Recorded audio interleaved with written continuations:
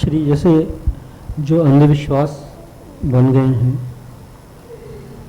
और उन्हीं की वजह से चीज़ें किसी न किसी रूप में कैरी भी हो रही हैं एक पीढ़ी से दूसरी पीढ़ी के लिए, तो वो उस चीज़ को कैरी भी कर रहे हैं। अंधविश्वास भी अगर है पूरी तरह से, तब भी वो कोई ना कोई एक महत्वपूर्ण मैसेज या कोई ऐसा सिंबल वो कैरी भी हो रहा है उसके साथ साथ, तो ये उसका उपयोग भी है अंधविश्वास का। वही मैं कह रहा हूँ, अंधविश्वास का उपयोग नहीं है। देखिए, अगर हम कहेंगे कि हार्मलेस चीज़ें अगर चलती आ रही हैं तो उनमें नुकसान नहीं था, जैसे हार्मलेस रिचुअल्स थे, हार्मलेस कर्मकांड थे, लेकिन वक्त के साथ बहुत सारे ऐसे अंधविश्वास पैदा हुए जो लोगों को हार्म करते, नुकसान करते।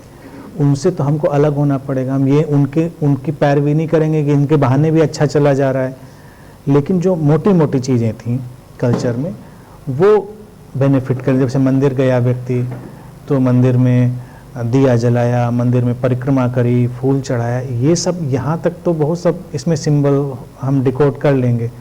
लेकिन फिर मंदिर में आपने और आगे आप 4 कदम बढ़ गए, फिर बुक कराने लगे आप उसका डेकोरेशन, और फिर और भी तमाम उसका सिस्टम है, आप देख ही सकते हैं। फिर अंधविश्वास में कन्वर्ट होने लगेंगी चीज़ें। साईं बाबा या कोई भी बाबा आ जाएंगे, फिर आप उनमें ऐड करते चले जाएंगे कि वहाँ जाएंगे तो मन्नत मांगेंगे तो ये हो जाएगा, तो फिर वहाँ ये करेंगे तो ये हो जाएगा, वो लंगर खिलाएंगे। अब आप उसको तोड़ने लगे तो कुछ दिनों के बाद कुछ भी ट्रुथ नहीं बचता है। तो कभी कभी क्या होता है, सब कुछ पूरा का पूरा ढांचे डिसॉल्व कर देना पड़ता है।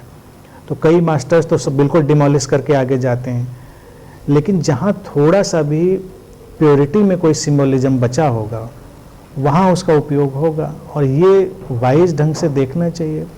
मैंने इसलिए इस पे बोलना नहीं चुना क्योंकि मुझे ये दिखाई दिया कि ये एक फ्यूटाइल एक्सरसाइज है, क्योंकि अब इतनी मिलावट हो चुकी है कि हम उसको इस्टेब्लिश करें कि नहीं नहीं ये अच्छा था तो इसके बढ़िया था। मुझे लगता है कि अब टाइम पे हम उस मुकाम पे कि पूरा का पूरा हम डिमोलिश करके छोड़ के आगे जा सकते हैं। इतना आदमी वाइज हो गया है कि उसको हम बातें समझा सकते हैं सीधे सीधे, क्योंकि उनको समझाने में वो कुछ न कुछ ऐसा दुष्चक्र बना लेता है और फिर दुष्चक्र से कभी बाहर नहीं निकलता। तो इसलिए नेचुरल सिलेक्शन मेरे पास भी यही था कि उन सब टॉपिक को हम टच ही नहीं करते, उधर हम जाते ही नहीं हैं। उधर जाएंगे तो लोगों को फिर उनको कहानियाँ बनाने में देर नहीं लगेगी। तो कई लोगों ने ऐसा एक्सपेरिमेंट किया कि चलो हम उसको बचा लेते हैं, फिर वही वो बेवकूफ़ियाँ करते नज़र आएंगे, तो सब चीज़ें खो जाती हैं, फिर उसमें कुछ बचता नहीं है।